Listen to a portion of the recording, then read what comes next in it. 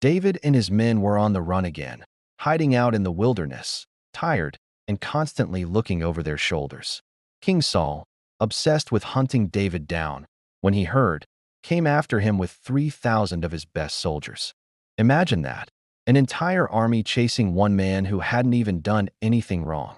One day, while Saul was out searching, he stepped into a cave to relieve himself, completely unaware that David and his men were hiding deeper inside that very cave. Talk about awkward timing. David's men whispered, "This is your chance. God has handed him over to you." It was the perfect opportunity. One quick move, and all of David's suffering could be over. No more running. No more hiding. He could finally take the throne that God already promised him. But instead of killing Saul, David quietly crept up and only cut a piece of Saul's robe.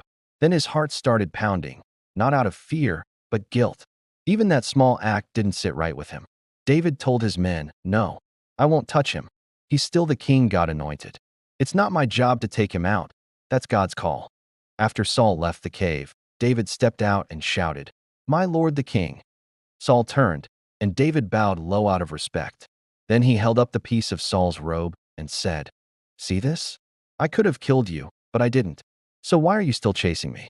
God put you in my hands today, but I refuse to harm you because you're still God's chosen one. Let God be the judge between us." Saul was stunned. He started crying. "David, my son, you're a better man than I am. You've treated me with kindness even though I've treated you with evil. Who does that? I know now that you're going to be king, and when that day comes, promise me you won't destroy my family." David swore he wouldn't. And then Saul went home, while David and his men stayed where they were, cautious but at peace. Lessons 1. Just because you can doesn't mean you should. David had every reason and opportunity to take revenge, but he chose restraint. Sometimes God will test your power not to act, even when you could. Real strength isn't in striking back, it's in holding back. 2. Don't play God's role. David understood that promotion and vengeance belong to God, not him.